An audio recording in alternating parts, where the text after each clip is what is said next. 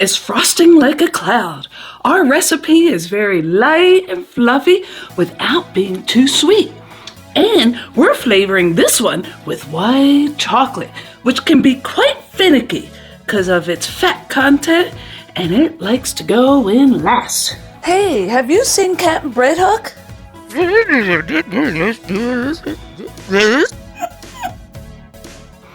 Your car warranty expired.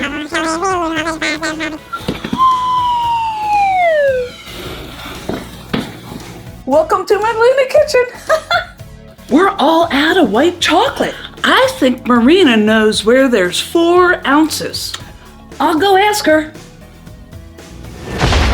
We'll go ahead and get started. This is Aquaman's first movie. Isn't he a doll? Oh, I overheard the white chocolate grows in the scary North Sea. We're using frozen egg whites left from when we made a bunch of custard dishes. Yeah, each cube is the same as an egg. Big Val just took them out of the freezer last night to slowly thaw them. There, you see them right here in the mixing bowl. We'll just put it over hot water to help them thaw the rest of the way. You really can't go any faster or you'll cook them. To the North Sea! What happened to Jamaica, Key West, Bermuda? I don't know. Aye, you scallywags, we can do it! We have white chocolate to fetch. You can torch the bowl if your frozen whites are looking like a Slurpee. Now, this is Italian meringue, so you have to whisk them until they're nice and foamy. Oh, and don't forget a teaspoon of cream of tartar to whisk that in too. While that's whisking away on medium speed, in your favorite saucepan, add 1.5 cups of sugar. I wonder if I should have told them about the giant sea octopus monster with the big head and bloodshot eye. They'll be fine. 1/2 cup of corn syrup. Sometimes you can coat the measuring cup with cooking spray to make the syrup pour out better. I was afraid that wouldn't go good in the frosting. Yeah, I think you're right on that point. You can't have any fat in the egg whites at all. And add in 2/3 cup of water and heat this to 248 degrees. It's real thick at first, but then it loosens right up and boils all over. Look, it's like the North Sea with waves all a-rolling. He says we're on the right track. Brr, it's cold up here. I signed up for the Disney cruise. Now here's the only tricky part.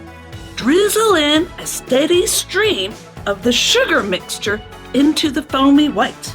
You want to get it going into the groove the whisk is making. See that little trough? The little valley? If it hits the metal side, it'll turn solid. And if it hits your whisk, you'll get shards of sugar in your whites. And there's the major cause of lumps. And look how much it plumped up. Don't worry, it'll deflate later.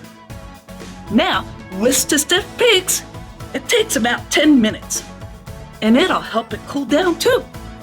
See, the hot sugar syrup just cooked the egg whites, so everything is safe to eat. We like to put it in a bowl of ice water to cool it down faster. See those colored ones? They're meltless ice cubes. These always come in handy. And let it cool to the same temperature as your butter. 65 to 70 degrees is where the magic is. Eureka! We found it! Now let's get our 4 ounces and get back! Avast! I think I know a shortcut! What's this? Is that a gold ticket? Did we win? Oh, it's the white chocolate! Just in time! Whew. Righto! While you're waiting for your meringue to cool, oh yeah, This is called a meringue in the bowl, cooling on ice. You can get your white chocolate started melting. Break it up and place it over the hot water you just used. You want to gently melt it because its fat content makes it quite finicky. Don't be putting it in the microwave. That's so harsh, it could split the fat right out. And then you get greasy white chocolate. The meringue is cool enough. You just take a chunk of your butter and chuck it in. Let it whisk all the way in before you throw in the next. A chunk is about 2 tablespoons. And we found that cutting them up ahead of time warms up any cold spots in the middle of the bar. If your butter is too cold, your buttercream will start to look like curdled cottage cheese. Watch this 60-second video for the fix and celebrate that last chunk.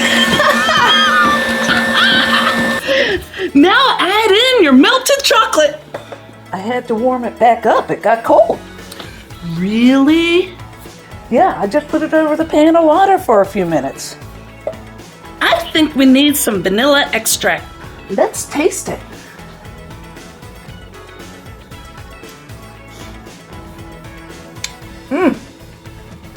Yep, I think you're right. Add a teaspoon. You're a genius. This is great. Perfect. Let's put it on those frozen chocolate cake layers we have. Great idea! We froze those 2 months ago when we were developing our recipe for chocolate cake. Yes, you can freeze cake layers too. All you have to do is let them cool and wrap them twice in plastic wrap. They'll stay fresh and soft when they come to room temperature. Done deal! Aye, aye, Frida, you've got a knack for mixing enchantment into our culinary escapades. This buttercream be smoother than the calm seas at sunrise. It's like spreading joy and sweetness over this chocolate treasure we've got right here. Thank ye, Captain Breadhook. Your pirate prowess in the galley be matching the precision of a fairy's wand. The chocolate cake layer be so lucky to be adorned with such a velvety embrace. I think we have some strawberries in the fridge. We do, and we have strawberry jam. Let's use it for a filling between the layers. Yeah, great idea. Chop those up. Pipe a dam around the edge. Fill in your pool of strawberries and jam. I think we used 3 tablespoons of jam. You don't need a lot. Too much and it can ooze through the dam too easily. Then you have a weepy cake. Then put the other layer on top, upside down, and frost it. We didn't switch to the paddle attachment and beat out all the air bubbles, so there's no way we could get those smooth sides and razor edge top. So Big Val here is spreading the frosting and making it decorative and piping on a braided top edge. This is our second dam. And fill it right up. Now it really looks great. Arr, Frida me hearty, 'tis true. The melding of our culinary skills be like the perfect storm, wild and powerful, yet yielding a bountiful treasure. This buttercream be the secret weapon in our flavor arsenal. And what a delightful weapon it is, Captain Breadhook. The swirls and twirls of it be like an edible masterpiece. I reckon even the toughest scallywag would surrender to the allure of our chocolate cake with this heavenly topping and frosting. Can you talk like a pirate? Leave a pirate talk kind of compliment. It's Talk Like a Pirate Day every day here in Val's Looney Kitchen.